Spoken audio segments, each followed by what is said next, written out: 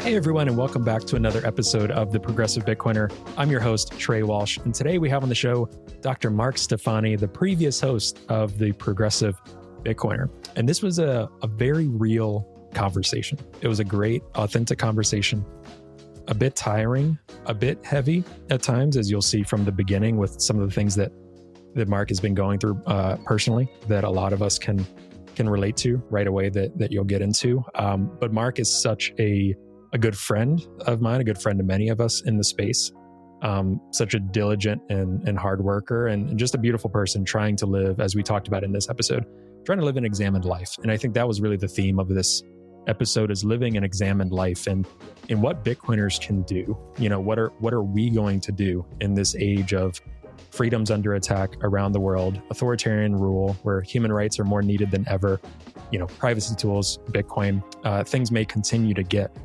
more challenging for Bitcoin and for the things we care about. The honeypot grows in terms of giant corporations and BlackRock and Coinbase in Bitcoin and holding Bitcoin and all of these things, and why it's really important that we continue to fight for these really fundamental human rights that many around the world in different contexts are under attack, and it takes good people willing to do good things to take action on that. So that was a large focus of this conversation, just catching up with Mark. It had been a while, and I know things have been kind of hectic for both of us. So we were able to do that just on air and hit record and have a great conversation. So I really hope you all get a lot out of this conversation. I hope it leaves you thinking again a lot. I think we've been putting out a lot of content recently that's very, very thought-provoking.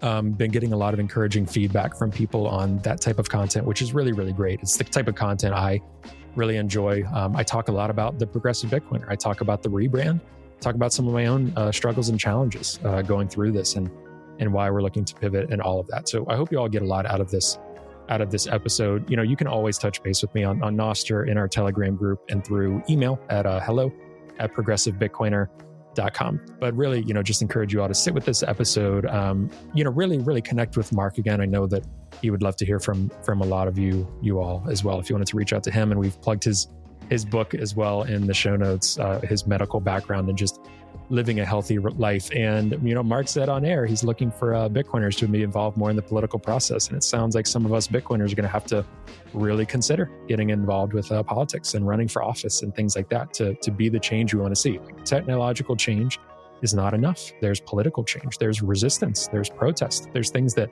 will come down to us having to use our voices to speak up for what is right beyond just technology, right? So we got into all of that in this episode, but I will let you get into the episode. Please do enjoy the episode. Hit me up with any questions, comments, feedback. It would be great if you all could listen on Fountain as well. It is my favorite place to listen. You can stream sats and support the show through Fountain. We've got our Geyser Fund in the show notes as well for any contributions you want to make to our volunteer effort. That'd be hugely, hugely appreciative as we look to continue to grow, continue to rebrand and get our content out. The downloads and listeners have been going up, which is really awesome to see. We want to continue to reach more people. So any help you can do there would be hugely, hugely appreciative. And thank you so much for those that have already supported. It means the world to me. And just the words of affirmation, sharing our show, leaving comments about it, engaging with it. All of that is stuff we really love to see. So anyway, enjoy the show, and we'll see you again next week.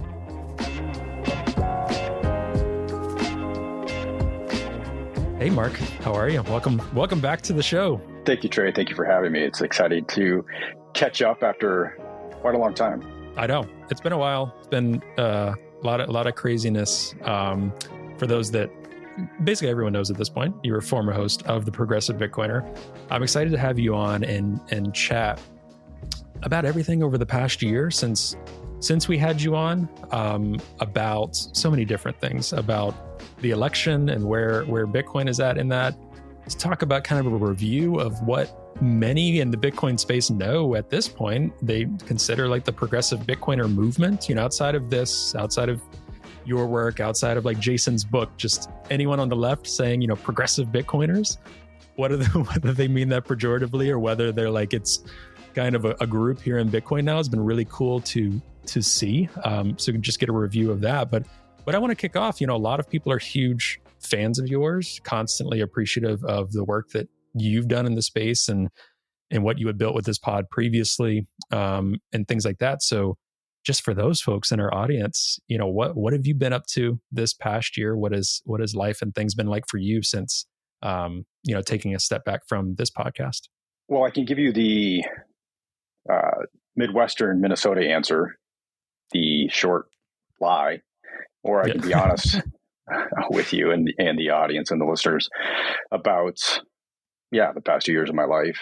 But I think given the fact that those events have shaped, obviously, my opinions and additionally, my relationship to Bitcoin in the space, I think it's important to discuss. Mm-hmm. So no, past 2 years have not been great for me and my family. I think as some of the listeners may know, lost a daughter December 9th, 2 years ago at 22 weeks. And then we've lost 3 pregnancies since that time, the latest after a round of IVF. And so it's been awful. It's been the most traumatic time of my life. It's been the most heartbreaking, sad period. And, we're still struggling to know where to go as a family. I feel like I've lost some sense of identity. I don't know the man I was before the loss, and the trauma is different than who I am now. And it's shaped my opinions. If I don't come up with a clear, concise answer to some of the questions that we have in the remainder of the podcast, it's because I think I'm still questioning my own identity, my own beliefs. This whole experience has reshaped all of that. And, but you obviously still have to go on. And I guess the best way I can describe it is like the trauma, the repeated trauma, because it wasn't just, the loss of our daughter Celeste in December. It's been repeated surgeries, pregnancy losses, issues with the medical system, etc. And so these repeated traumas start to feel like these concentric rings of layers of endurance, on a tree, right? The rings of a tree become the encapsulating you in the endurance that you've experienced throughout all of this. And those like the burlwood, the knots on a tree, like that's how I can just describe it as well. Like that's your trauma. That's where it occurred, and you wall it off. You keep growing, but that injury, that trauma is still there, and it shapes everything about you going forward. It's noticeable on the outside. It's noticeable on the inside. And it's still a weak point, right? It's still a point where really your strong storm can knock you over. And so you always have to be conscientious of that trauma, and I think respect it rather than trying to suppress it. And so, the past 2 years have been awful. I checked out from Twitter and Bitcoin for many, many months, but I've started to dip my toes back in, just peeking in and seeing what people are up to. But I do want to say that I appreciated Bitcoin even more in the constants of it, the infallibility, the anchor, right, in the protocol itself. Like it was not changing. And the price was the volatility, and you can see that in your own life, that volatility. But behind all that is something that is immutable and constant. And I found solace in that, which I think is kind of strange from a technological standpoint, but nonetheless, it was something there that I could hang on to, knowing that was always going to be the same. And it's given me a new appreciation for what Bitcoin is. Yeah. So you asked, I could have just said, things have been fine. Yeah. I am so sorry to hear that. I find myself getting emotional. Because as a lot of the listeners know, and as you know, we're expecting our first child in November, and we went through pregnancy scares, and everything is okay. But it's obviously, this is for many people that are either parents or are going through similar journeys. Like for me, it was a upping of the stakes. It was both my joy and my anxieties were both raised in this process as well. Anticipating being a father, my own conflicted feelings with my own father and my own family, and wanting to be a good father. Like it's one of the things that I want the most. And I'm sorry for, I know in the Bitcoin space there's a lot of the what do you even call it? Just the traditional values, the family values. If you don't have your parent, if you're not a parent, you're, that's the only thing that's worthy in life. It's not even that stuff. Like, and I'm sorry for that perpetual stuff that I think you see on X sometimes. But for me, it's just something I've always really wanted. And I know too many people that have had similar journeys to yourself. Even the scares that I've had, I can't even imagine more than that, and what that feels like, and the incredible strength that you and your family must have, Mark. And for you to come on and say these things and continue to just wake up and push forward, I think is super admirable for me. I think the reason I gravitated to you even initially is just feeling like your goodness and your ability to deal with adversity, and also your medical background. And I'm sure that must just be frustrating as well. So I'm so sorry to hear this, and I thank you for being honest. I think so many people can connect with this that are listening. It's heartbreaking. It's devastating. It opens up a whole political can of worms. Yeah, I'll just stop it there, because then I probably just will keep losing myself, because this is overwhelming.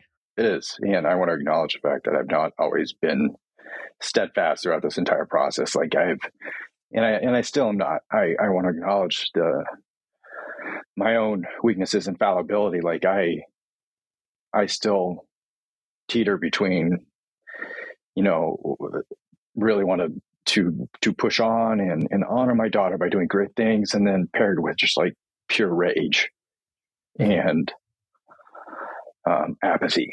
And so it's a struggle every day. And I think, obviously time does heal, but like I said, that wound will always remain. And I think you have to acknowledge your strength as much as the times that you've faltered during this process. And I certainly have. I've made mistakes with my wife and my family and my daughter. But I think that's one piece of advice as a parent is to acknowledge those. Our parents are probably of the generation where you didn't, right? You didn't want to acknowledge your fallibility. But I think that's one of the most important things that you can do is, we are not perfect and we're going to make mistakes, and I'm going to wrong you in some way. But I want you to know that I still love you. And I'm not sure there's much more you can ask. Yeah. That's the human experience. Yeah. And I'm just really excited to catch up with you. Really excited for the audience to hear more from you. I'm really sorry for the shittiness.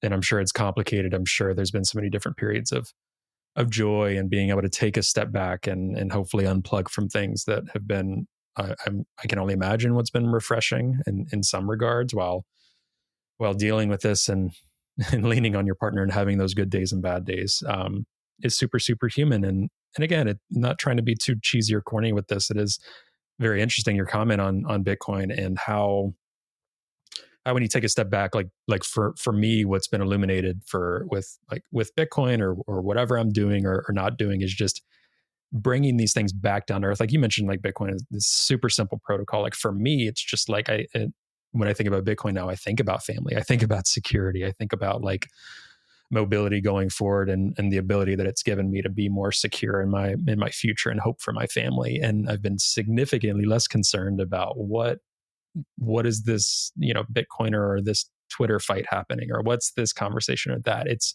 when you take a step back year after year, at the same time, not a lot changes with Bitcoin, like you were saying, at the protocol level and what it can do. And that for me has been really reassuring, because I think, I'm not sure if you had felt this. I'm curious your thoughts on this. Like, especially when I first took over this podcast, and wanting to do good by you as a friend, wanting to do good by those in the community that wanted a sense of some more like progressive and left-leaning content, and putting that out there and combating an overwhelming one-sided narrative of what Bitcoin is in the US specifically.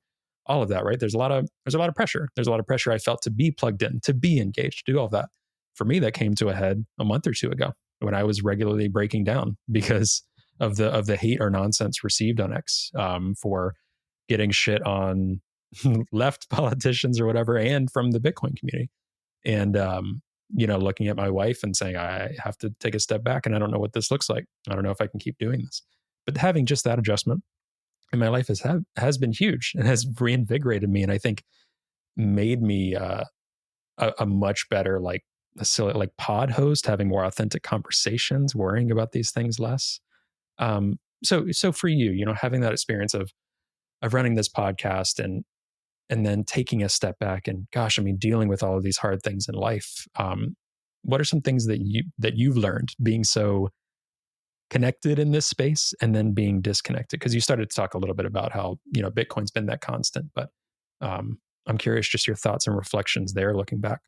My default at this point in my life is that people are genuinely good and trying to do good by you and for their families. I separate that just as a bit of a tangent from trust, but I do believe that they're trying to do good. And so when somebody does something that is hurtful to me, I give them the benefit of the doubt and try to check my feelings and believe that the way that they're expressing themselves is simply a result of their trauma and what they've experienced in their life to lead them to yell at me or tell me off or in any slight that I feel hurt by. And that's been a lot easier than and quite honestly more fulfilling and happy than taking the opposite approach of returning the hostility. And so when you gauge on X, and had to try to learn this early on, is the people are trolling. Like, why is that individual doing that? Or assuming that's not a bot, but why is that person doing that? Clearly there's something going on that makes them want to hurt people, probably because they're hurting inside. And the best way I found is just not engaging. You want to stop trolling, stop engaging with it. I'll never forget interacting with NBK like within the first month or so of launching the podcast. And he posted something to the effect of that his wife listened to an episode and said either these people don't know what Bitcoin is or they don't know what progressivism is. And I just replied, I'm really grateful for listening to the podcast. I'm glad your wife enjoyed it. I hope we continue to listen and enjoy the conversation.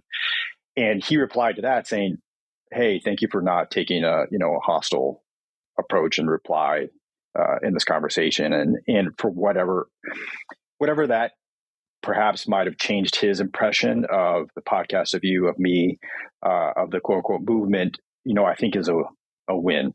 And I've learned the same in the hospital. Like, even last night, I was on a night shift, and there was a family who was incredibly worked up because their grandma was dying in front of us, basically. And you just have to understand that in that moment, that trauma, that pain is overriding any sense of one's compassion for others or sensibilities. And you have to take a step back and check your own ego and personality, and move forward with a little bit more compassion, which again, I would acknowledge is still incredibly hard. I some days feel like Jekyll and Hyde, where compassionate, but then I fail. And I just try to continually do better. I think Troy Cross hit the nail on the head a couple of years ago when he was interviewed and said that, Bitcoin is a Rorschach test.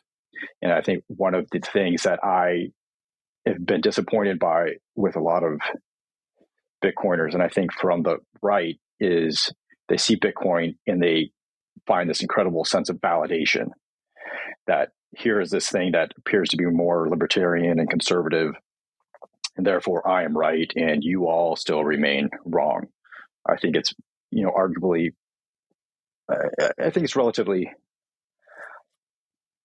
I'm even questioning this because I feel like I'm falling back on stereotypes, but whether it's more of a conservative thing and more of a libertarian thing, or is it more progressive, Bitcoin itself, the protocol and what it does for society. That question aside, let's assume that it's from a stereotypical standpoint, it's harder for the left to get into Bitcoin. So it takes that leap. And from a Rorschach perspective, what you see in it, right, you see the right, you see conservatism, you see everything that you hate. And obviously it is not that, it's this neutral protocol. But then you look from the right and the conservative perspective, and it's entirely validation and thinking you're right, and therefore everyone needs to conform to still this world view that you already hold. And I would encourage people to check those affirmations and pair them against Bitcoin itself, because I don't think you're going to grow as an individual if you see what you already believe to be true for the entirety of your life. You look at your previous podcast with Hoddle and Carson, they were liberal, and progressive individuals for the majority of their life. They saw Bitcoin and it pivoted them more toward, away from just this more strict ideology dogma of political views. They had to begin to question those views. And for many, many people, that questioning is the hardest part of this journey, because you don't want to question yourself. You don't want to invalidate your own beliefs, because those beliefs are your identity. And the hardest thing you can ever do is question one's own identity, right? That's shattering to an individual. And Bitcoin can do that in a very passive way. Trauma can do that in an immediate and incredibly powerful way. And that's kind of what I've been living through the past 2 years, is that that questioning. And so that was a long-winded answer of how I've been rethinking my approach to Bitcoin and how others see it. Yeah, I think episodes I've been doing recently have been heavier. I think it's a reflection of my personal journey and a lot of our personal journeys. And I think, you alluded to Hoddle and Eric's episode. It's even getting into, to question your beliefs and ideology. It's that, but also you have to question our world. And I don't mean, because there's some people that go, they profit and make that their identity is questioning everything in the world. But I mean, getting outside of the dogma of like the two-party system of these things, and really questioning things that should be questioned because it's not what it seems on the surface. Not just doing the Tim Pool type, I'm going to make millions off of just questioning everything. Like that's silly. That's childish in the other direction. And that to me is the most Bitcoin experience in terms of, and there are two different things. There's Bitcoin, the protocol, that I still firmly believe anyone and everyone can use for better, for worse, for whatever. It is an open source protocol. It is a tool. And then there's the journey of what some of us might see as the mission of Satoshi with this project, which is to separate money from the state, to not have, this control of central banks and authorities and authoritarians to issue money and what that does. That's a different experience, and that's a different thing. Now, you can choose to use Bitcoin just in that first camp, where it's a tool or it's an asset in your Wall Street portfolio. It's all these things. Or you can also choose the second one, which again doesn't fall under a political label necessarily, but I still hold firm to it falls under an anti-authoritarian label. I talked about that with Bradley Rutler recently, and I'm like, I think, I don't really believe there's Bitcoiners and they're all like this one thing, but it's more like, I'd like to think a big commonality is at least questioning authority and kind of an authoritarian approach to life, now that we have tools that help the individual and community more than ever.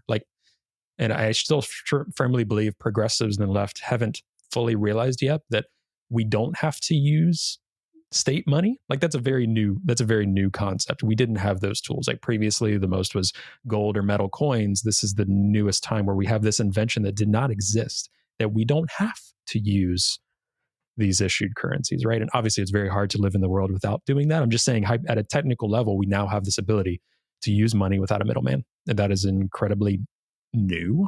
That is a part of this journey that I'm having the podcast focus a lot more on.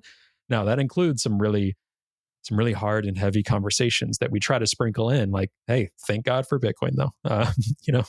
Throughout this process, to not just have it be this like, I want you to crumble and kind of this post whatever world, but acknowledging that is huge. And I think I've learned that quite a bit more. That is, I want to use this platform to talk about more.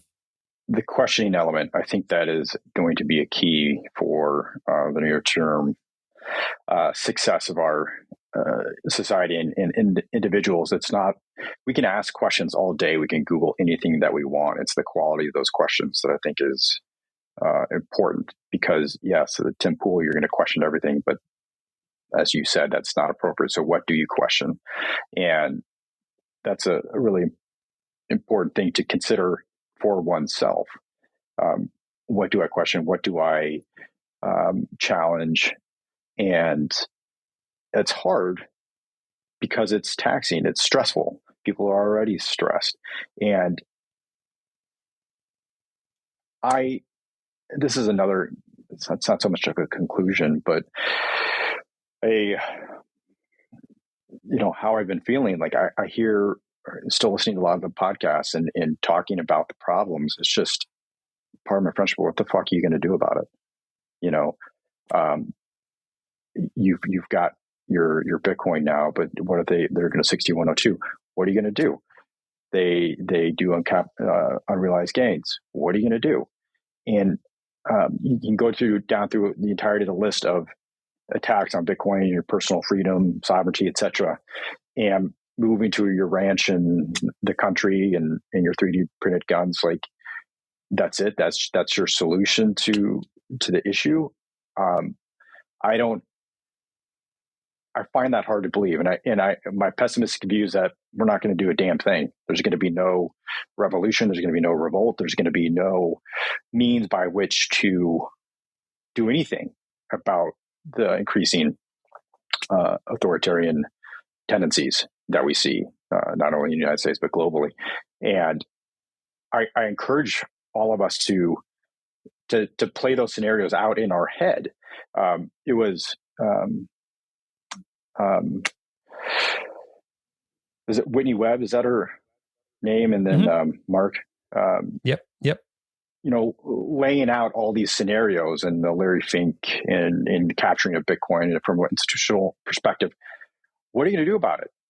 I understand the problems. I understand that's a possibility, but what are you going to do when that comes down? And I have a hard time believing that there's going to be a mass movement, that there's going to be a mass march, that there's going to be a damn thing that can be done. And I think that's obviously incredibly sad. But moreover, I think the important thing is to be thinking about those scenarios, not just the attack vectors, but what are we going to do about it? And I think, generally speaking, as humans, we've a point in our history when hardships, environmental hardships, and public health measures have made our lives a hell of a lot more comfortable. We are comfortable in our comfort, and I think the frog in the water analogy is perfect in this situation. I don't think we're going to do a damn thing about it until we're boiling. I don't see any evidence of that in recent times to believe otherwise. It's certainly how we treat our own lives, right? We don't take care of ourselves until we have the cancer diagnosis, until we have the heart attack.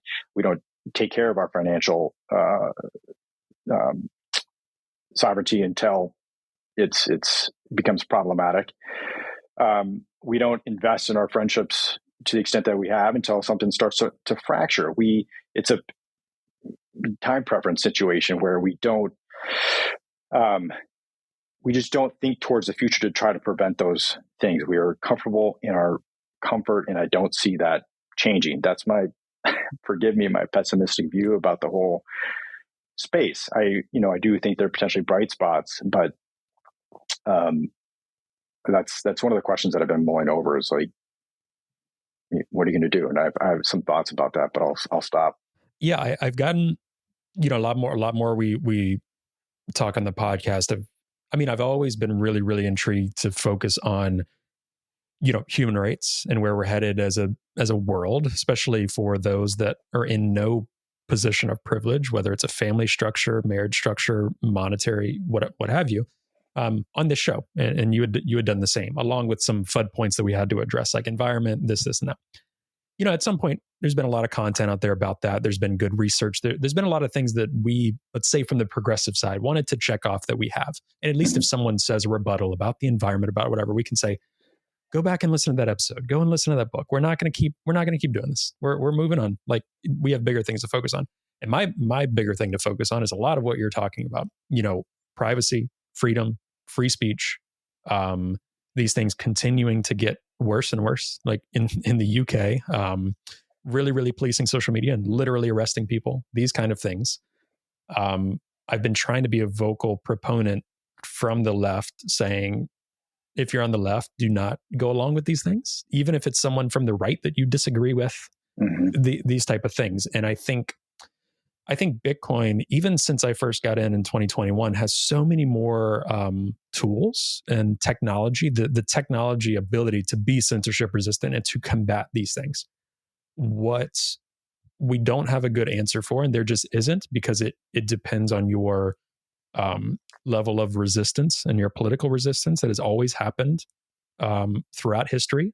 For those that are, let's say, the good guys in a particular fight, is the moment to resist. The moment to resist and let your voice be heard, especially in a democracy, and sometimes the moment to resist in authoritarian regimes. Like that consistently happens throughout history. But what does resistance look like?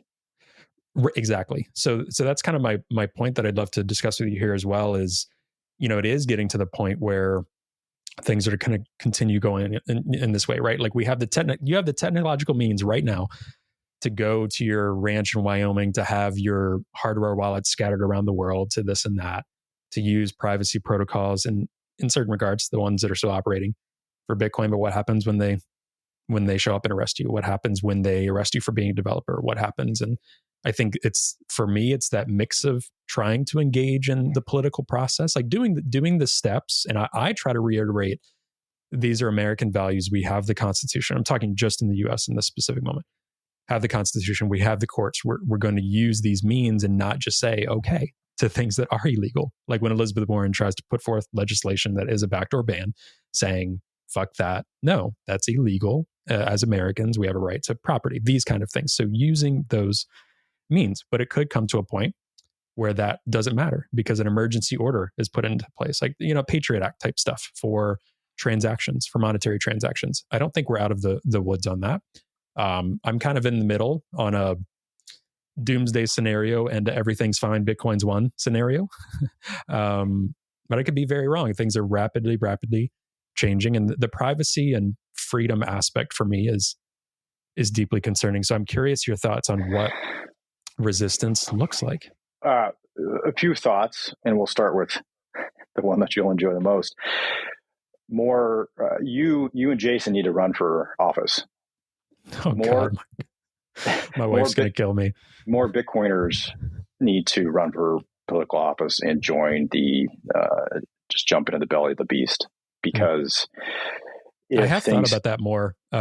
It's funny. Like I know Peter McCormack is teasing this, and I'd put his odds maybe at 65% of doing that right now. Jack Mahler's joked about, not joked. I think he was kind of serious. He's a very ballsy dude, running for Chicago mayor. Yeah, and Ovik Roy should run for president. That Dennis Porter, I will say it here. I'd bet money he's going to be running for something within the next 4 years. I think that's inevitable. So he hasn't said anything to me, by the way. No. I'm not like leaking anything, but I just have a feeling. Yeah, and I think it should be a call to action. Like the idea that you can be a passive spectator in this whole thing and think things are going to be successful is entirely naive. And, So you mean, sorry to cut you off. You mean those people that are like, I'm not going to engage in the political process. I'm just going to live on my ranch in Wyoming, that kind of thing. Yeah, exactly. That does not bode well for Bitcoin's success and adoption. I think there's no debating that point. The fewer people that have Bitcoin and use Bitcoin, the more likely that some of these extreme measures can be taken. Yes, the protocol will continue on, but it can be completely, it can be stifled, and at least in the United States to a great degree. I don't think there's any debate about that point. So Bitcoin calls upon all of us to act in some way, in some manner. And just because you bought it is the most basic thing that you can do, right? It's incumbent upon all of us to do more. And I think running for political office is that thing for that we truly need to acknowledge. And because it's not going to change without us. How about that? Mm-hmm. You have to get into, again, the belly of the beast to, I think, change it. And it's not, you could say that, I think the difference is that Bitcoiners have already a commonality, no matter what kind of perspective you're coming from, at what angle, right? Whether that's your predisposition towards libertarianism or progressivism, you have that commonality. That's a good starting point. Two, if things play out well, a lot of Bitcoiners are going to have a lot of money and influence. Those two combinations, I think, are going to be important for actually creating change. Because if there are not people who are favorable to Bitcoin itself, I don't see things changing from a political standpoint. And I'd be hard pressed to say that any anarchist, any libertarian, not wanting to have anything to do with that would not want to see beneficial changes occur. I think those. Yeah, I'll kind of leave it at that. That's got to run for office. Yeah, well, I think Eric's point in talking with me recently was, he's an anarchist, and he was like, I think there needs to be I would love to see people do this kind of third party movement, not a third party necessarily, but some sort of new movement that does see people involved in a new process. So I think, I don't know too many Bitcoiners that would be opposed to that. I think I can understand the Bitcoiners that are opposed to the two-party system currently. It is still hard for me to understand the Bitcoiners that are like, rah Trump. I'm going to be honest. I understand Bitcoiners that are like, I don't like the Democrats' approach or Kamala's approach, and I don't like Trump's approach and all of this. I just like, to hell with all of it. I don't like that I can, and I'm just being honest here. It's not the right thing. That's just my opinion. I am very, very sympathetic to if they're not in the progressive camp or whatever, the anarchists or the libertarians that are like, this system is crumbling and failing, and I don't know how much we can change just fitting Bitcoin or fitting even outside of fitting our views on freedom of speech, on money, on privacy, on freedom, all these things that are just very much under attack at a global level. Human rights focuses into this current two-party system without some sort of shakeup. I think much like Bitcoin is a Trojan horse for financial and economic policy, Bitcoiners who run for office will have to Trojan horse the election to get in. I don't think you're going to run on, solely, I'm a Bitcoiner, I'm going to get elected. I don't think that's going to happen. You're going to have to, in a sly, roundabout way, have those sentiments in your back pocket, but get elected in a traditional way. I just don't think there's enough people supporting it to have that happen. But nonetheless, I think the point remains: we have to run for office, even if we don't want to, even if we don't feel like it's going to do any good. It's just what's not going to do any good is not doing anything about it. Like to me, it's a binary decision. You can hope for the best, right and leave things up to Elizabeth Warren and et cetera, or you can actually engage in the process and try to change it. And again, with that similar shared beliefs within the Bitcoin community, to the extent that there are, and then eventual financial means, I think that is possible. And the thing is, Bitcoin is not one sole industry. You're not going in as a real estate magnate or an oil magnate who has all this money, and you've got this one industry that you're focused on. Bitcoin is obviously so diverse and widespread that I think that translate also into a more practical and pragmatic approach towards politics and legislation in general. Does that make sense? Like it's not you don't go in solely as a Bitcoiner just to defend Bitcoin. I think that translates into policy changes in your politics and in general, as opposed to, I'm Trump, I'm a former real estate mogul, and that's going to frame a lot of my potential policy decisions. Yeah, I mean, tax breaks and daddy issues. that's his default. The one thing, I don't think it's a hot take. I think maybe a lot of people would agree with it. I think if I was trying to read the tea leaves and had to guess, still one of the biggest influences in terms of the space, and I think they are still at this point, the biggest super PACs are the crypto lobbies. Of course, there's David Bailey pushing Bitcoin stuff to Trump, and I've expressed my opinions on that and all of that. That's fine. That's individuals' right. But the crypto PACs that are really, I think, going to be informing Coinbase, very heavily active in both campaigns at this point. So forever interacts with whoever wins the presidency, be it Trump or Kamala Harris at this point. It's very likely that, Coinbase is already the giant honeypot for all of the ETFs. You mentioned BlackRock and all of these others. Like, I think the next stage is going to be quite a lot of crypto, quite a lot of, keep it on our exchange because it's private. And I do worry that we're still heading in that direction where crypto and Bitcoin are going to be more accessible and maybe even more integrated into our world, but it's replicating similar problems where you're trusting an exchange, you're trusting a middleman. You have limits. They can surveil what you do, which is terrible for like Russian human rights activists and others, and donating. And again, getting away from the world of privacy as a default. Like, privacy should be our default for things. We're heading into that.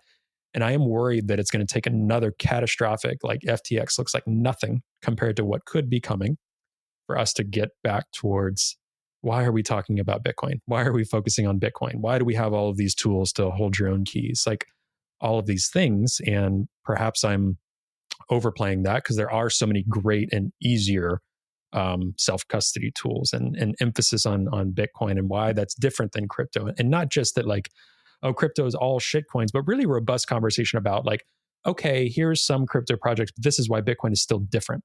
And I try to talk about that more rather than saying crypto is shit coins, because then people just kind of put up that wall about, he's just this worships Bitcoin type thing. But I am worried, at least in this next halving cycle, this next election cycle, it's the crypto influence is clearly here and huge, like the biggest money influencing campaigns, honeypots, security issues, privacy. The 3-letter agencies are all over these things.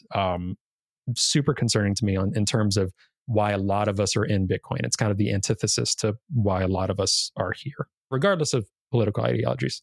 Yeah, sometimes I shouldn't say sometimes, I always feel like I'm taking crazy pills with crypto. I just don't understand how, this Wizard of Oz character still exists. Talking about critically thinking and questioning one's positions, how these projects still exist, how there's tokens that are worth anything. I can't wrap my head around it. And the fact that doesn't seem to be like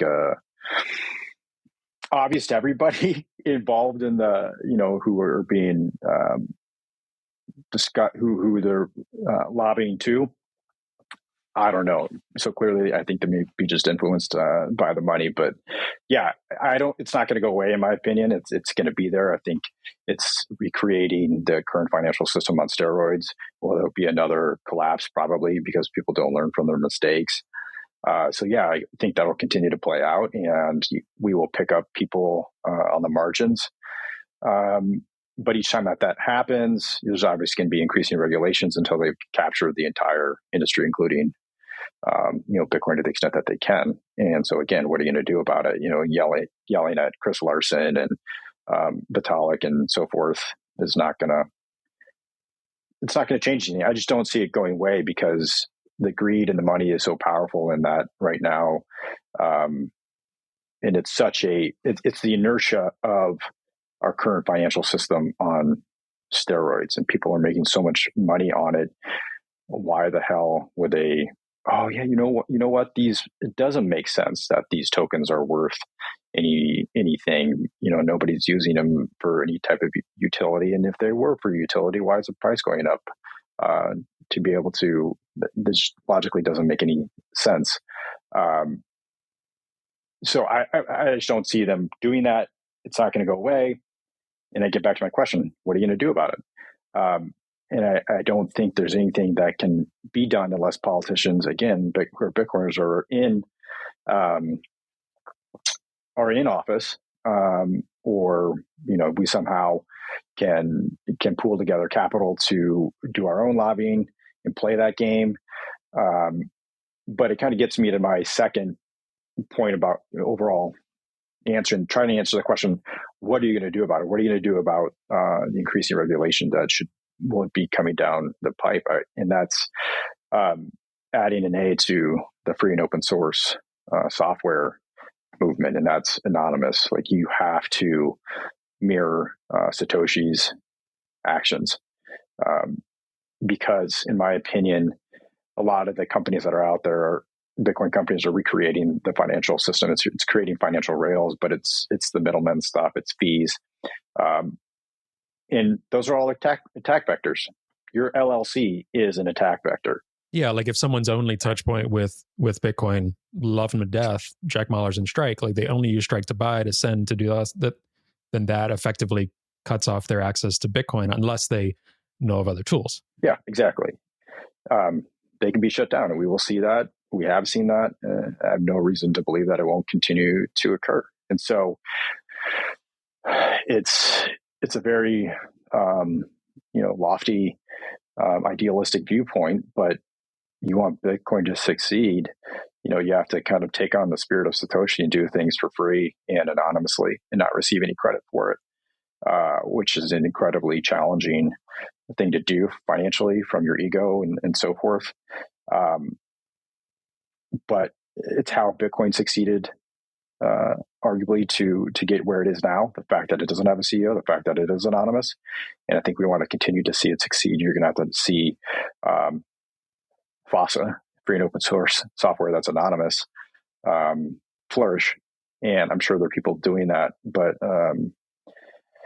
yeah, again, every time you see a new app or whatever roll out, it charges a fee. It's just like, and I'm curious to get your opinion. This is something I don't see talked about. What about the hardware?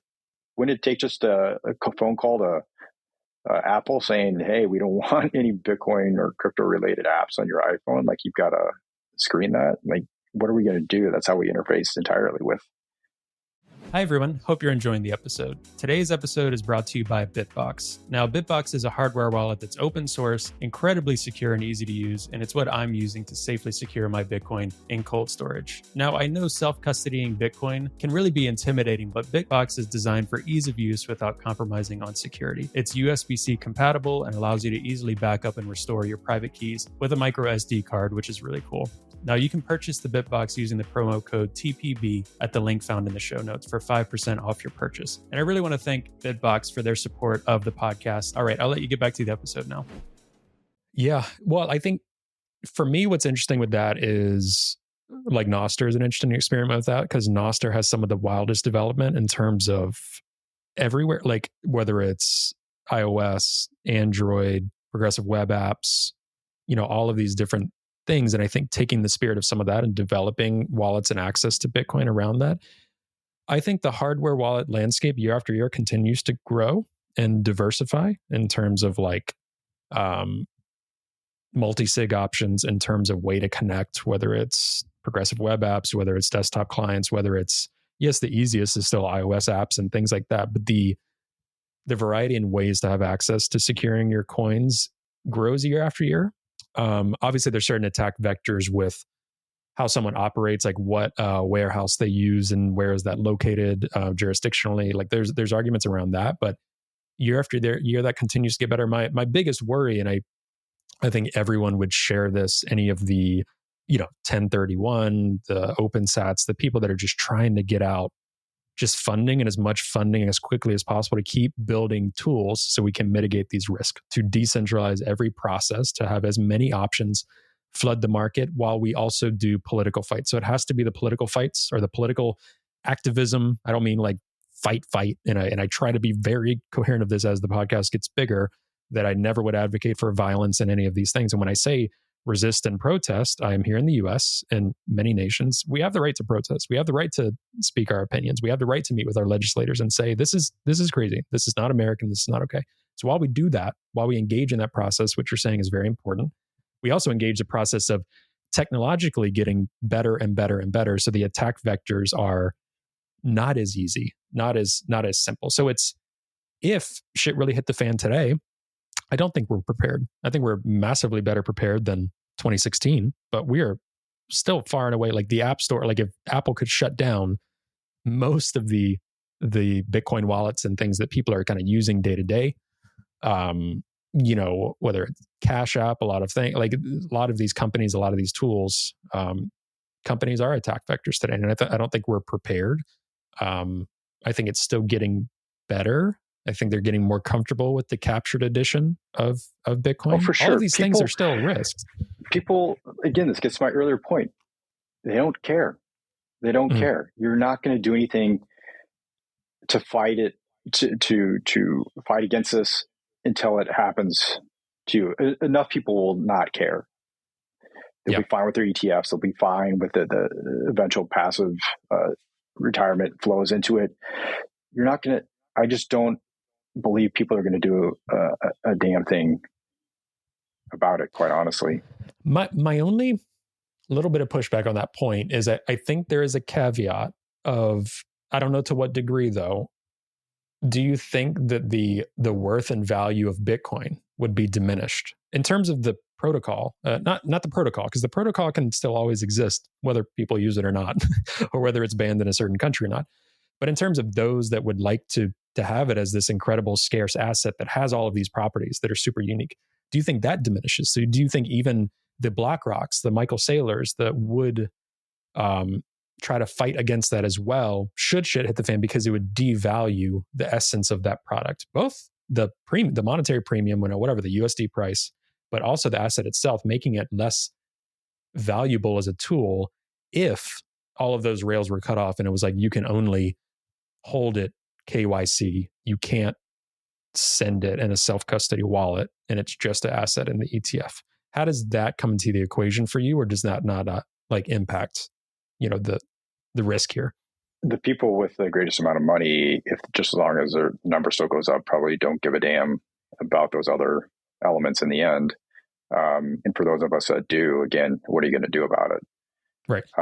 But I'm saying the number might be affected. Like, what if the number go up is affected if Elizabeth Warren's legislation, which is very unlikely to pass, but that whatever iteration floats around comes into being, where proof of work mining is banned in the US and then other places follow. Hash rate plummets, maybe it recovers a little bit. You hit the pocketbooks of the biggest mining companies out there and the billionaires who own it, and the Larry Finks. If number go up does not occur with those interventions, then they'll be hearing about it. And I don't think that type of legislation would pass. But the caveat there is number go down, right? That's the only thing that I think would tip the scales for action from those that have really any power. Yeah. Again, What is that? And that's probably one of my toughest things because of those on the left that let's say they do understand Bitcoin, they do understand what we're talking about, but they're into, because I've met some that are into other crypto or privacy crypto, defaults or cryptocurrencies, things like that, because they feel Bitcoin is too captured. They feel Bitcoin is too, and by capture, I mean the momentum, the price action, the people talking about it, the industry, whatever, is very Wall Street. Like they see someone like the Jamie Dimons coming in, they see the BlackRocks, right. They see the other, and from a real leftist Occupy perspective, it is like we say, like, no one can control your Bitcoin, and that's still 100% true. But people can and are manipulating the price action in terms of these whales buying and dumping and holding off and doing these sophisticated measures that do impact the price, because it's a buy sell. It's a very liquid market, so that's impacted. But your Bitcoin, your ownership, as long as you hold your own keys, the block times every 10 minutes, these things are not impacted by wealthy people's. Like, no one can impact the protocol in that way, depending on how much you own it. But the price action and what people are into Bitcoin for quite a bit is they want it as a savings asset. They want the number to go up. So some people are like, from a leftist view, sometimes it gets harder to articulate the importance of Bitcoin at this point in time with those factors at play currently. Yeah, and I guess I'm just arguing that the majority of Americans who do or will own Bitcoin won't care. Yeah. And those that do will need to be able to rely on other resources, whether that's Monero or some other token. But there's obviously a huge ecosystem that's working on these issues. And privacy, again, I relate this to health. Like, you don't care about it until it's gone.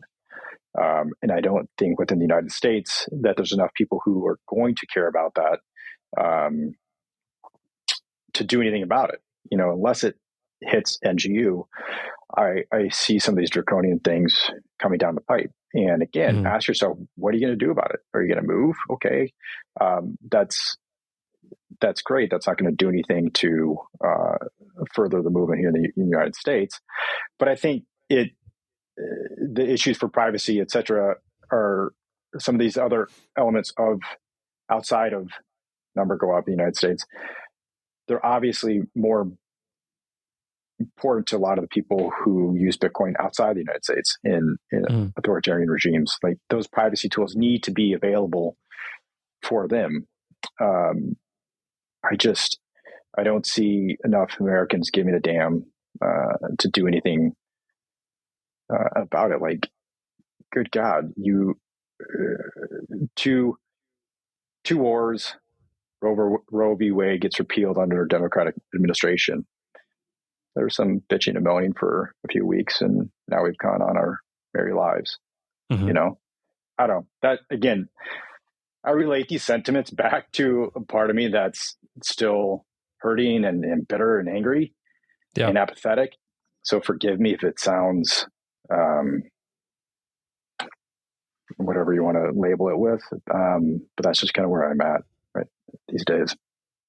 I like to create the content that I like hearing, and I really like things that push and are thought provoking. I hope that people listen to this show and it makes them think. It's not going to leave with clear-cut answers. Like, we're talking about some of the biggest challenges in our world and for our future over, like, this digital world that we live in post 9/11, and money and every institution crumbling around the world, and freedoms. What are we going to do about that? That is the open question. And we're not going to leave here with an answer today, but it's questions that everyone should be asking. I will say, just reflecting on my own journey, the reason I got into Bitcoin is because I was angry. I was dissatisfied. I was frustrated as a millennial. I was thinking the Democrats have been saying things for so long, just as a Republican, whoever, but that was my party. They keep saying things. Elizabeth Warren keeps saying that she's going to help the working class, but income inequality in Massachusetts is the worst in the country, or one of the worst in the country. These things, they're not changing. they're getting people really, really angry about things. And like you said, like I'm huge proponent. I mean, we're both talking about fatherhood and these things. And one of the things that perhaps is a separate tangent and, triggering for some folks, I'm not sure how you can be a freedom maxi and want to live in places that are restricting reproductive rights and health for women and these things that we've seen. But right, like what are Democrats going to do about it? What are these things? Because what happens when that happens, or whatever cause it is, but let's say abortion rights, healthcare access, the Democrats say, well, the Republicans did that. Right. That's kind of the modus is like, right. Well, blame them. Don't blame us. That is Elizabeth Warren's go-to. They That's do AOC's it. They do go-to. it too. Like that's such a straw man. And you encounter that same pseudo argument in your day-to-day life. Like you bring up the atrocities that Democrats have done. You bring up, the facts that I just mentioned. It's like, oh, but Trump is a psychopath. It's like that doesn't negate the other, right? And it becomes incredibly frustrating, and that's why I think I'm a bit apathetic towards the whole system. I think it's perfectly designed to get the results that it has, and we're at this kind of stalemate where nothing's really getting done. That's the nature of politics. It takes so long to get good done, but only a second for atrocity and evil to occur, and that's why it feels like in some way we're voting for the lesser of the two evils, because we don't want bad to happen. The good to occur, some shining light for all Americans doesn't seem possible anymore, because it'll be the Democrats who want to propose it, or it'll be the Republicans who want to propose it. Therefore, it's not good. Yeah, our political process, I don't think it's just JFK. In terms of leaders, in terms of approach of what this is all about, like leadership or the U.S. or values, has been really fractured since JFK. I think this is my personal opinion. Since then, and you feel it so much today. And so many Americans are going to the polls and they're like, well, the lesser of two evils, the lesser of two evils, the lesser of two evils, and it gets cemented. And then factor in social media, factor in mental health, factor in gun violence, factor in everything. And what I've talked about a lot on the show recently is like the rise of independence, right? Like I've been an independent for a few years now, quite a few. I think Jason Mayer said on the show, I don't think he's ever been affiliated with a political party. Many others, there's the rise of people saying, I don't want to be a part of any process. I don't like either candidate, all of this stuff. So it's like at some point, it's got to come to a head. And I don't mean necessarily violent. I mean, that clearly happens around the world and in the US at different points. But it's more like my hope, and I guess the optimism I'm clinging to, is at some point, hopefully people will kind of look around and say, okay, we do have other ways to do things, because most people would agree our current way of doing it is not working for many things, whether it's practically affording life, whether it's just like all the infighting online, whether it's all the wars, all of these things. People know that it's broken, and they've known for quite some time. We can't keep talking about that, and we can't keep every election saying this is a fight for our democracy and nothing changing. So everyone's sick and tired, but people are starting to learn of maybe some solutions, some tools that they can have for themselves, learning about things like Bitcoin, learning about the risks of, centralized services and social media and just the rot on our brains and all of these things. So that's where my optimism lies currently. But I'm like, what can push us over the edge? Because most people are already there. They just don't know where to go. Like you said, it's this stalemate. Do you think it's the most people that feel that way? Because again, might be a bit more pessimistic. I think that, you get the right person from the left who wants to squash those people on the right, and our righteousness on the left will put that person in power, and we will have put in the very thing that at least I felt is what we're railing against, and that's the suppression of other people's right to live freely. And I see the vitriol. Obviously, it's on the right too, but it's more from a a paternalistic, hierarchical, I have the moral high ground. And the problem with that is that you can justify your actions. You can justify any type of reduction in privacy or rights or violence, if it were to come to that, to those people who don't agree with you, because you have the moral high ground. And I see that thread within the Democratic Party.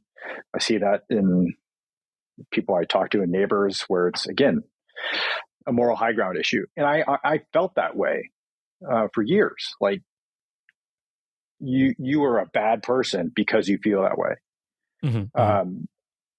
In the past 2 years of my life and the COVID experience has really shifted that for me. And what it comes down to is Craig Wormke's paper on Behind the Veil. Don't just apply that to Bitcoin. Apply that to your political views and your interactions with others, because it's by mere chance that you are who you are in your life. And so try to be behind the veil for just a moment, and find that commonality, that common thread that you may have with somebody, and understand that the political apparatus is trying to fight against that. But I would hope that in all of us, that thread exists, and we're just being pulled away from it by the political system wanting to divide us, because that's obviously how you maintain your power. So try to refocus on that. And I think the Behind the Veil exercise is an incredibly important tool to be able to do that. And that was one of the things that was so great about your podcast with Huddle and Eric, is obviously they said stuff that you didn't agree with it, but you had this common thread, and it was a beautiful thing to listen to. And that outside of X or their platform, like these are good people, and they're trying to do good. You're trying to do good. We're all trying to do that, and we need to honor that basic fact and not fuck it up by falling prey to division. Yeah. I mean, that's why I personally cannot, at a very forward level, be really comfortably a part of this political process. So this two-party system, be comfortable being on X. I'm not personally on X anymore. We throw up the podcast wherever, because I want as many people to have access to it as possible. I'm not going to, because people just are on Nostr slowly more and more, but I'm not going to be. That's also, you mentioned the moral hierarchy. That's kind of on the other end. It's like moral hierarchy of, well, if you're not on Nostr, you're not going to hear these things that would expose you to maybe things you haven't heard on your centralized platform. It's like, well, those are the exact content. So whatever. So I can't be a part of that. Go ahead. Again, I don't think people want to. You're comfortable with X. You're comfortable with Instagram. You're comfortable with what it's feeding you, and it's reinforcing it. It's validating, and that all feels good. And we encourage people to question these things, but doing so is painful sometimes, and it's hard to do. And I can tell you, people don't want to change. People don't until it slaps you across the face. Well, I think go ahead, Mark. Go ahead. This is such a good conversation. People are going to be like, "This is great." I'd say that Socrates is full of shit, and that clearly people are not are quite comfortable living in an unexamined life. Yes. Is it easy to have a examined life when you have the luxury of doing so? You're not stressed with trying to put food on the table. Absolutely. But I'd say billions of people across the world are quite comfortable with living unexamined, if their life is relatively comfortable. And it's until that water starts boiling that you're going to make change. And I say that not only from what appears to be historical experience, where you look through the past century and the events that have triggered and what people ended up doing, what it took to do those things, but see it in the hospital every damn day. You're going to make choices that are not good for you, and you're going to have the heart attack, the cancer diagnosis, when you should have done something differently. And damn, I should have done that. We have the fallacy that things are going to continue to be as they are into the future, when they're so clearly not. When you were saying that people are comfortable on that, like I don't know that they are. I think, again, I can try to speak for me and not try to assume for other people. There are quite a few people in that category saying, I think the category continues to grow of the people that at their dinner table with their friends are having these conversations, but they're not having it at work, or they're not having it to their peer group or online, right? They're putting up the caricature of whatever out in public, but behind the scenes with their closest people, they're like, this is a dumb example, but okay, we went a little hard on those COVID lockdowns, or like things like that, like, liberal friends, just using that as a rain example, fill in the blank for whatever way of life you think is representative of your party and worldview. And I think there are a lot of people that are constantly engaged in the echo chamber on social media or this and that. And it's like eating too much junk food. You feel like shit. So I do think a lot of people feel like shit. It doesn't mean they'll stop doing that, but I don't think people are happy doing it. And I do think the number of people willing to try to live an examined life or to try to have these thoughts are growing, because it happened for me. It happened for you. And I'd like to think that more people, that number will keep growing. Is everything we're talking about very countercultural? Absolutely. Is that going to take a lifetime to change? Probably. I don't know that we'll get to that full point in our lifetime. I do think catastrophe will strike within our lifetime, whether it's in this country, whether it continues to be global wars, other things that require people to live examined lives, and their lives will not continue as it has before. I don't see that as a possibility. And so I do think slowly people, and I've said this, I've started to say it more openly, and people know we're pivoting to rebooting money. I think I'm more convicted than ever that the left and progressives or whoever will still find a home with content we create, because I was and am sort of one still that, relatable. I'm going to put out things that I believe in, think about, and think a little bit less about what category it falls under, as is the point of independent podcasting and Bitcoin and all that stuff. But I will say a lot of people have continued to want me to be, I want you to be the Democrat Bitcoiner. You need to be the progressive Bitcoiner. And I'm like, well, there's a lot of practical reasons. Like, you guys are saying this now, but never supported before. Okay, that's fine. Second of all, I don't want to be. I don't feel good about that. I think that perpetuates the problems that I would try to get away from and I don't want to be a part of. And I've learned that over time. I tried to create content. I think we both did, and I think a lot of people continue to do, to try to appeal to those people. But I'm not naturally an evangelist. I'm repulsed by that. I grew up in that fundamental religious environment, and I'm not a fan of evangelism. I'm a fan of when people are ready, accessing things that they need to take time with, right? Like I enjoy long form podcasts. I enjoy reading books. These things are not things you learn and inherit in 2.5 minute clips or viral YouTube, whatever. Maybe there's things that you start with that you see and then you engage more. This is a long process, the things we're talking about. And I'm much more a fan of advocating for that people are going to have to put in the work to realize this, just like you have to put in the work for your health, like you've talked about, for financial health, all of these different things. Same here. Like, I'm not going to be able to post one video to someone on the left or a progressive that hears Bitcoin and is turned off automatically. And doing this long enough at this point, and you'll know that well too, bit tired of that. They'll still be able to access stuff, but I'm not going to be that person anymore. And I think majority of people are like, sweet, cool, Trey, we're here with you. We get that. Some people are like, I think that's the wrong decision. Let me ask you this. If you had sponsors that were making this a profitable venture for you, something that you could do full time, would you change? As in, like, the progressive Bitcoiner and doing that, the kind rebrand, of that? Yeah. No, I wouldn't. Exactly. Because I talked to the team about this a few months ago and was like, I can't keep doing this because I'm not that. Every time I go to a voting or a decision, I think case by case, and I outweigh what's the least worst option. That's kind of the camp I'm in. But I got into Bitcoin because I was frustrated with the political process to begin with. I do believe that more progressives than the left need to continue to be here. I do believe everything we talk about in the episodes won't change too much in terms of, I believe that Bitcoin is for everyone.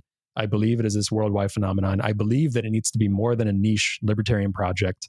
My views have not changed. It's just my willingness and desire to call out the hypocrisy from our political processes in general, from our economic systems. I want to be more bold on that. And I feel more at home in that rather than trying to put out content and say, let me try to make this as friendly and green check for a typical Democrat voter as possible. Because I don't think, for me personally, that's doable. And I don't want to put words in his mouth. Maybe for Jason Mayer, that's more doable. And that's his thing. Just for me and my truth, I kind of hate that term. But for me, that's not where I feel at home at. I feel more at home. Like I got into Bitcoin because I was frustrated with the political process. I did not get into Bitcoin to make it the most comfortable transition for Democrats and the left, even though I think there are so many things within Bitcoin that appeals to progressives, but they have to change their mindset a little bit.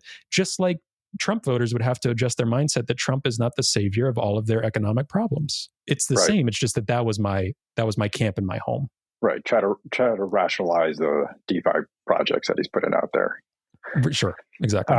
No, I hear what you're saying, and I totally understand. I think what I was going to get at was the podcast always was, and I think still is, little p progressive, in that it was never supposed to be identification with a political party per se, but rather some of the issues that we believe to be more of a focus traditionally of those parties.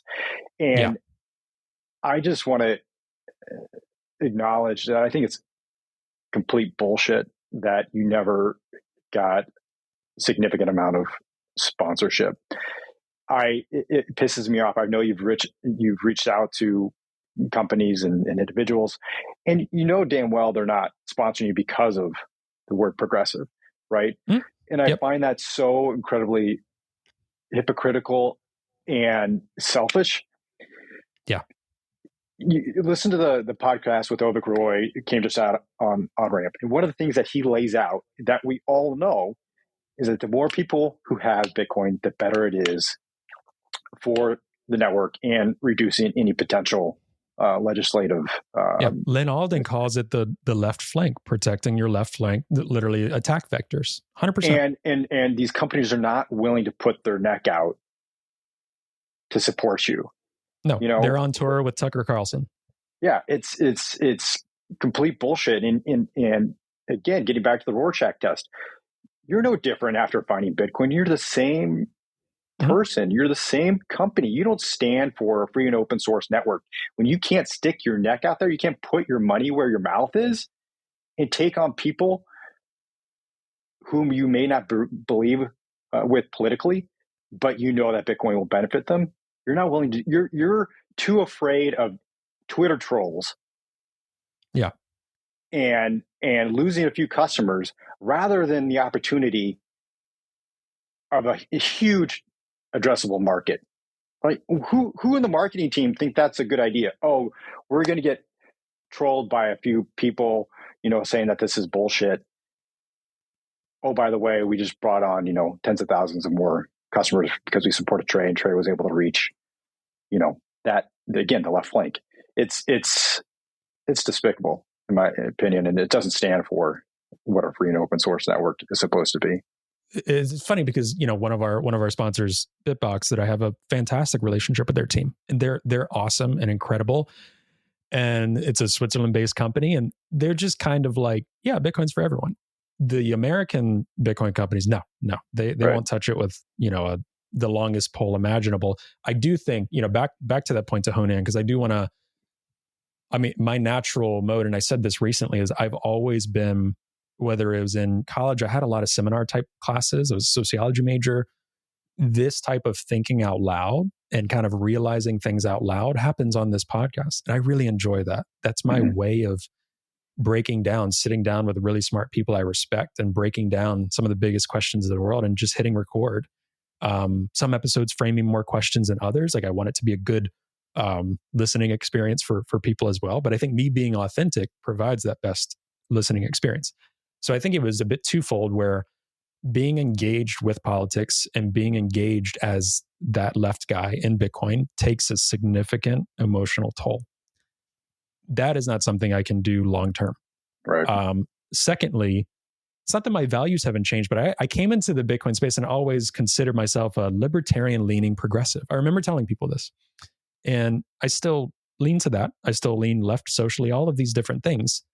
And I have tried to articulate the lowercase p progressive, and Logan and I broke that down in a episode not too long ago, a few months ago.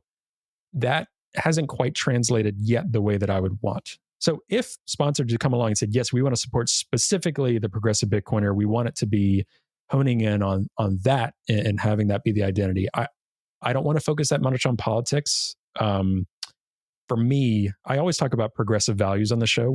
You've made that clear. I've made that clear in continuing the show and trying to hit that forward.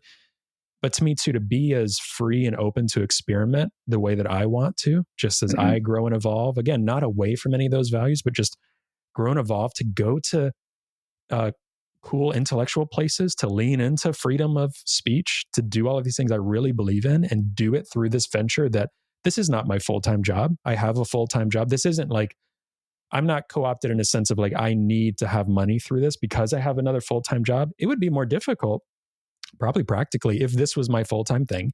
And if I wanted to rebrand and sponsors were like, no, then I'd have to be like, okay, well, how am I going to pay for my family and stuff? So this is not my full-time thing for me. I was frustrated about the lack of sponsorships because I was like, I think there's such potential to reach millions of people. And I still do. That can only happen if I have more time to do this. I can't do a full-time job and do that. Or if we have more people to support more video content and all this. Everyone working on this show is volunteer-based. And I'm so freaking lucky for that. Incredibly lucky. I feel guilty about it all the time. That's the reality because people believe in this project and believe in what we're doing. And so thirdly, if someone did say, okay, this show's going to be sponsored, it has to be a progressive Bitcoiner, I'd probably start reaching out to people. I'd be like, I'm going to pursue something else. Maybe Jason, maybe you sprinkling in, maybe whoever wanted to do this. You might say, hell no. Like somebody might say, I want to specifically have the Progressive Bitcoiner podcast and have Democratic politicians on the show, have specific people. For me, I'm more interested in wild independent thought and pursuing that. Not that you can't have the Progressive Bitcoiner without that, but that's just where I'm at with it and why, regardless of all of that, I have to have a change with this because I think it's my own mental thing with the show, that it's more freeing for me. And it has been even the past few months thinking about that. And I kept Progressive Bitcoiner because I reached out to you and was like, okay, I'm thinking about changing it because I saw Trump on stage at Bitcoin Magazine, because all these things. And I'm like, God damn it. All right.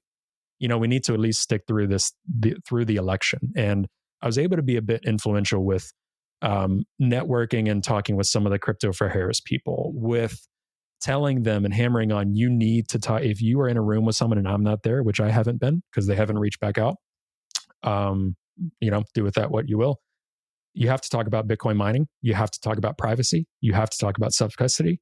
You have to talk about developers being free and safe to develop open source software in America. If you're not talking about that to Kamala Harris's team, to progressives, to whatever, then I'm not a part of whatever you're doing, because that is the most important thing to me. The other crypto stuff or building up the industry. What was the response to that? Oh, I agree. That was a response. A couple of them that I know well, they're there with it. Got a few other people, and we're gonna continue to have. There's some other people, like Professor Tanya. She's gonna be on the show in a couple of weeks. Huge Kamala Harris supporter and things like. There's people still in the room more influential than me that I'm still talking to, and I'm trying to give the angle of like, please do not, whatever you do, have the Harris admin or progressive legislator or whatever demonize Bitcoin or promote crypto at the expense of Bitcoin. That's my biggest fear right now with where we're headed. So anyway, that is for me, just as a person in my soul, I have to move on from that. Yeah. No, it's understandable. I think you have to, you have to protect yourself first and foremost. And the rebooting, it works well because I think the left needs a reboot to be as well. I think there needs to be a lot of soul searching. Yeah, this project for me too, I think over the years, initially it felt like I was educating, and I'm sure you felt this way as well. I was educating Bitcoiners a lot, saying not all progressives are communists that want to take over the world and, all this stuff, right? And we still do that. But a lot of that I just stopped listening to because I'm like, even when I did say that, and even when people still trolled. And I'm like, you're not important to me. You know, the people who don't troll that are maybe different, but more similar than not, Hodl. Great relationship with him, great friendship, great dude. Like there's some people in the space that whatever people's opinions and this and that, I'm just like, they're like, hey, we disagree, but cool, do your thing because we need it and you need it. That's the people I care about. But at first it was like a lot of education for Bitcoiners. Right. Let me tell you what you believe in. Yeah. A lot of that, a lot of saying, hey, most of my friends just don't know how money works and don't know how energy grids work. So progressives actually don't really think too much about, well, the central government needs to have this amount of control. A lot of times they're just like, hey, stop trying to like ban abortions for women. Stop trying to like dictate what our kids read in schools. Stop trying to shove your religion down my throat. Like like progressive values. These are the things that my friends and I talk about, or they talk about with me a lot. Their concern isn't like, they're not thinking about the Fed needs to have power, and they just don't know any of this stuff. So it's just a education piece. What I've learned though throughout this project, and I hope progressives on the left that really care and get into the weeds with us on this, is that they'll continue following along with me and others. Like Logan's a good example as well, that have come through this journey. We're kind of like really dissatisfied with politics in general. We still are going to be politically engaged in that we hope for a new and different world that looks different than our current political system, than our current, I'm team blue, I have the moral high ground, I'm team red, team blue, or communist evil people. You know, that I want nothing to do with that. And I understand that's still where the world is at. I'm hoping with rebooting money or whatever I write or involved with in the future, people can still comfortably know me and refer to, okay, Trey's on the left, Trey's progressive, this and that. That's all fine. But I do think I'd be doing a disservice if I didn't pretend that coming into Bitcoin and learning the things that I care about is different than being just a pure team blue or pure team red type approach. It is different. That does not mean you can't be a right. So I want to lean more into this is new rather than lean into the progressive Bitcoiner. And that's just me personally. If someone else really wants to lean into the progressive Bitcoiner, I'm still having those conversations. And that I think that is ripe for the taking. Just make sure you leave time to run for office, man. Yeah, we'll see. I really like the idea of local office. I really do. Like, I really like my local town, my local city. I don't like the idea of campaigning. I like the idea of actually being in office and doing stuff. I used to want to be like chief of staff. That used to be my dream job in government. I have a few friends that work in local office and state reps and things like that. That's very interesting. Federally, it's harder for me to see that because local office, I see the direct impacts and I know a lot of the people doing it. And it's less about your political ideology and more about like responding to things in the community and doing, a lot of things. And another personal conviction of mine, I think we are moving more in that direction. I'm still trying to settle my feelings on that a little bit. Do I think our full federal government will exist and be here forever or for many years to come? I'm not so sure. Am I really bullish on local community politics? Yeah. So I see that more clearly.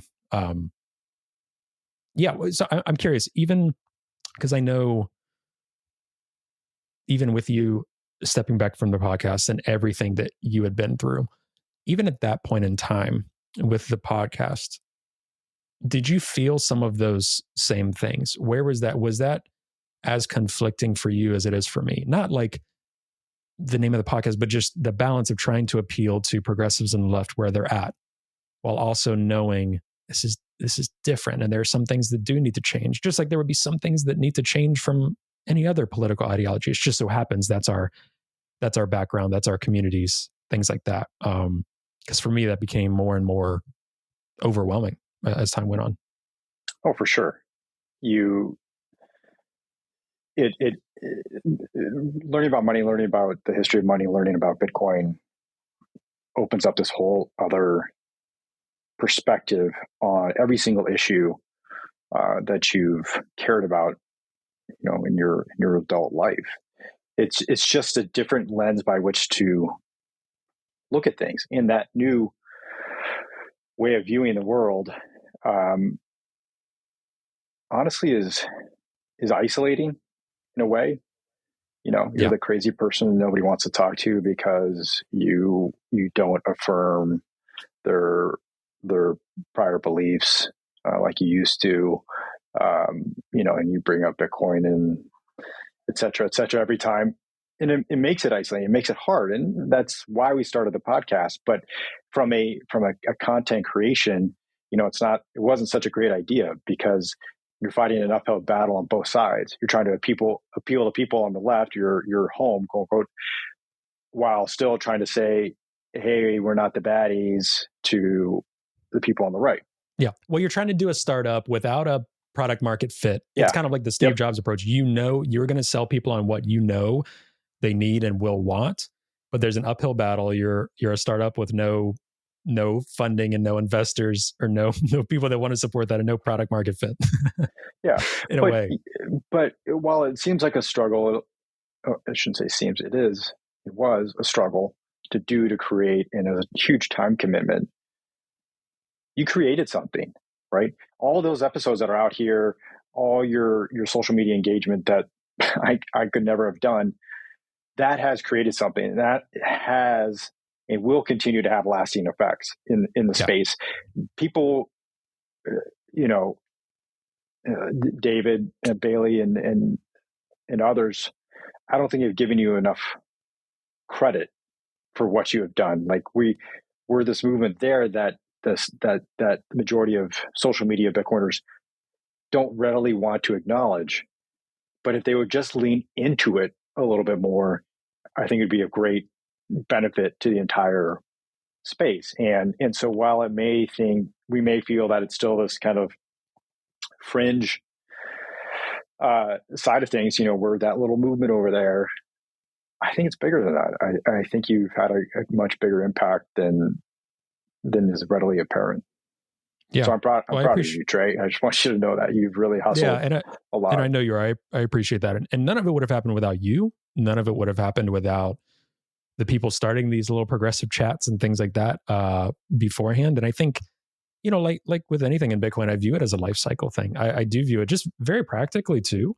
There are a lot more resources out there, right? Which is really exciting. Like, I think one of the things I was joking about, not a product market fit and all these things, but the progressive Bitcoiner is and was the only one doing this thing, right? So that's what made it unique, and why it had and has so much potential still is because no one else is doing it to this degree. But there are more people coming out of the word work, writing, joining forces at like Human Rights Foundation and others that are talking about similar things that we are, and articulating that. There's more, for better or for worse, but I could, for better, very practically, more younger Democrats in the House saying like crypto and Bitcoin is about financial inclusion. We'll work on the crypto thing, but these things are warming up more. It's not as isolating as it once was. So it's also very practically, if this didn't exist, or I stopped doing things publicly, I know there's a lot of people still carrying the torch of these things that we care about, speaking to progressive values, all of these things. The environmental narratives, gosh, have changed so much of the couple of years. There's just no wind left in those sails there is a little bit, but it's not as gaining as much traction as the height of 22, when, the environmental narrative, it was only negative and they weren't willing to publish any sort of data. Mm-hmm. And now we've caught up, and, it's probably been reduced by like 50%. It's still out there, but it's easier to debunk. And it's also easy to hold to accountable Bitcoin miners that aren't doing their part, right? It's easier to call them out and say, hey, there's a microscope on this industry. Do the right thing here. You know what I'm talking about. That was one other thing I had thought about with regard to Bitcoiners running as politicians. I think our ability to community check each other and call out bullshit.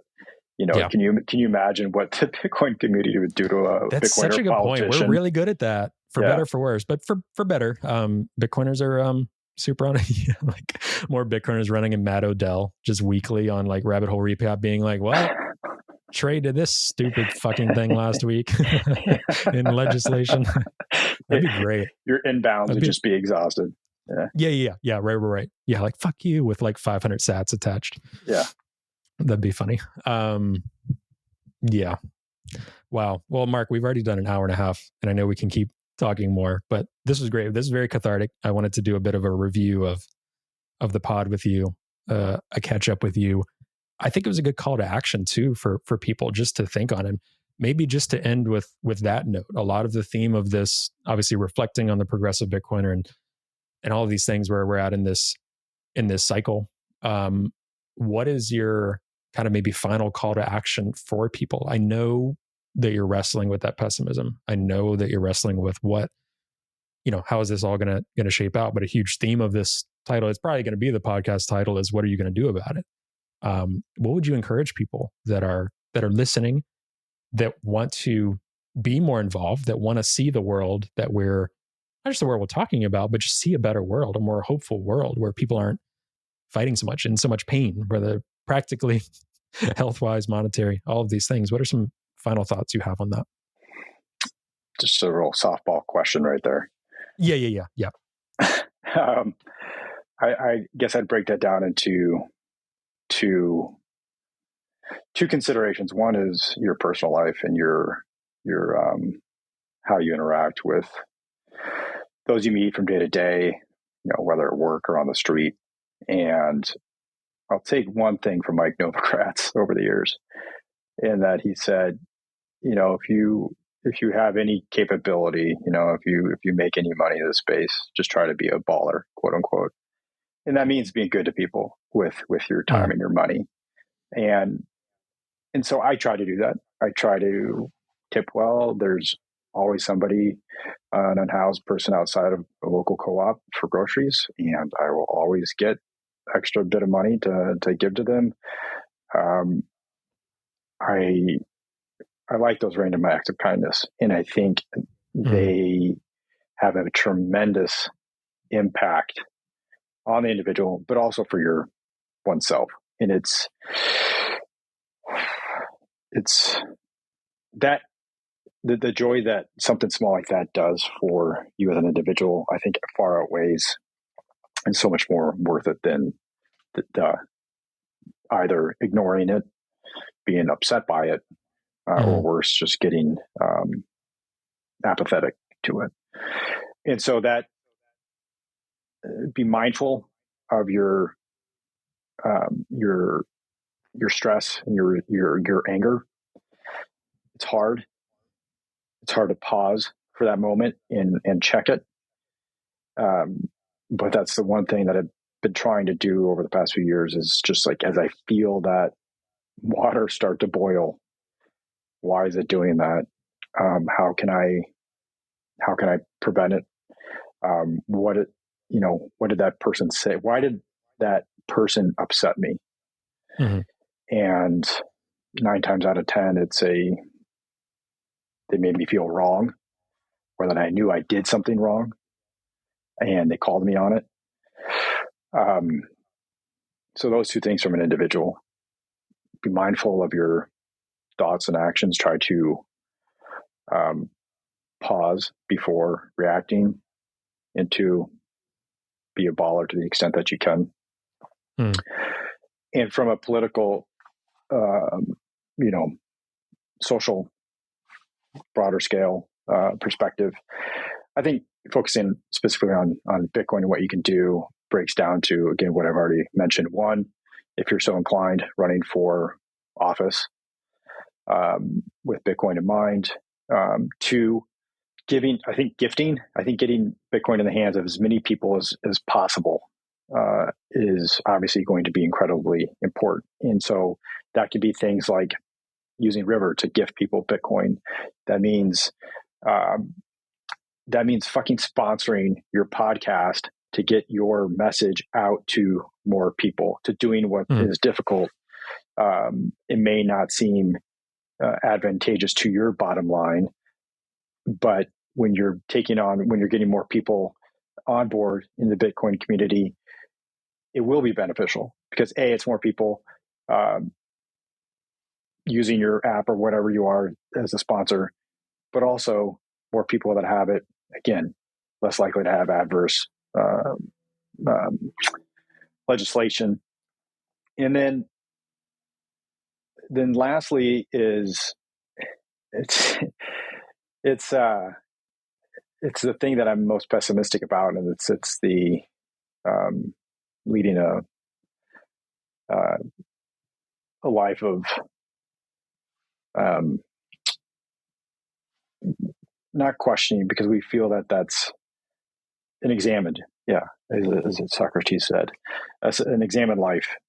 Um, it's so hard to do, and I think we can Mm-hmm. say that we're doing it, um, but I think you've hit the nail on the head when it makes you feel uncomfortable, Yeah. and and you're uncomfortable around maybe some people whom you thought you initially agreed with, but it gets you to a better spot eventually in life, and hardens the relationships that are meant to be hardened. And it's just it's how you grow. And I think so many of us are okay with the comfort and the stagnation. Um, but again, I can tell you with over a dozen years of experience that when you're dying on your deathbed, those are the things that you regret. Mm-hmm. And um, I fight every day with family and friends about that exact sentiment. It's like, you got to go, you got to grab life and take a bite out of it. And that also means um, being compassionate with others. And yeah, I'm beginning to, I think, veer off into a bit more emotional topics. So we'll end it there. Those are my pro tips. Yeah. Do you want to plug, as you're even talking, I even just think about your book that I think is still just awesome. That maybe it's been a year and a half now, 2 years since you put out, but anything else you want to plug for people to follow along with your thoughts? Your your medical background, which we didn't even get into, but a lot of these things that some people know about you, but anything else I want to make sure that you plug for our audience here. The parallels between politics, Bitcoin, and health and the healthcare system, I think, are so strong. Mm-hmm. And specifically from a political standpoint, at least speaking from the left, we look toward the government to fix healthcare, quote unquote, to provide all of these services that we need for ourselves and for the underserved. And while I am not arguing at all that those shouldn't try to be optimized and improved, I'm just trying to tell you that it's unlikely to happen anytime soon. In your life, your health does not have time to wait, right? You cannot be at the whims of the Supreme Court legislation. You cannot rely on Roe v. Wade to be around for the entirety of your life, right? So you need to take ownership of your health, and I think for several reasons. One, as Hoddle mentioned before, or maybe it was Eric, taking care of yourself is the oxygen mask. His metaphor is perfect. Hoddle said that. Because in order to take care of others, you cannot compromise your own health and your own lifestyle. I see it all the time. It's usually the wife, who has to take care of her husband and his bad habits over the years, and that's her full-time job as a caregiver, and mm-hmm. her health starts to be compromised. And so it's important that you understand that taking care of yourself is the best way to take care of others. And from a left perspective, we can't ignore the power of the individual. We can't ignore the power that you have in your own hands to take care of you, your family, and your community, and not necessarily offshore that to a third party or the government, right? Mm-hmm. That's incumbent upon us to take that on. And additionally, it's not going to provide you, the healthcare system is not going to provide you with health. It's a reactionary system that treats disease, puts Band-Aids on chronic disease. It's up to you to really prevent those and manage them in the first place. And that's through, lifestyle changes, which again are incredibly hard. That's talking about change, which I mentioned before. But I see it as a completely binary decision. You either take that on or you're going to be involved in the healthcare system that nobody is happy with. And I can assure you is not going to provide you with the experience that you want for you and your loved ones at the time that you need it most. And so that's where I think really focusing on yourself is not a selfish act when you're better to be able to provide for others in doing so. Yeah. Yeah. So that's the focus of the book. It's called Sovereign Health. You can buy it on Amazon. And it goes through why I believe the healthcare system is not designed to provide you with health, kind of the historical reasons for that. And then what you can do to take ownership of your health and live your best life, so to speak. Yeah. Well, and I think too, that's what I've learned a lot through any role that I want to have, or even just thinking of my own life. When you get to a place where you're trying to think about things like Bitcoin, things about global financial system, things about privacy and freedom for all, it makes you think about yourself. It makes you start to live an examined life or start to go through that process. And the way Eric had said it in the last episode was, you can't stick your head in the sand, right? You have to be with the hurt and the pain and seeing the world as it is to push through to a better world. And right now, the easiest, the majority are sticking their head in the sand. And again, too many people associate that with, oh, you have to jump into every conspiracy. No, that's not what I'm talking about. Some people will say any talk of this is conspiracy. They're a part of the problem. But there are some, like I'd mentioned, those that just make a ton of money based on conspiracy. And that's a different problem. But live an examined life. That is the Bitcoiner's journey, I think, in my mind. If that is the best of what we can do, because if the whole point is just to stack and help make BlackRock as rich as possible, and the world is the same or worse in a different way, that's not what we're here for, in my opinion. Thank you, Trey, for having me on. It's been a great discussion. Thank you. I appreciate it. And yeah, maybe I think people seem to be vibing with the new shakeup of the show. At least downloads are suggesting that. So I hope to continue bringing as real and authentic and raw conversations as possible through this channel. No, absolutely. I'm excited for it. I think it's a great angle. Yeah. Cool. Well, thank you so much, Mark, for your friendship, for everything over the years. We'll have to do this again soon. And I know a lot of people will love hearing from you after so long. Thanks, Trey. I appreciate it.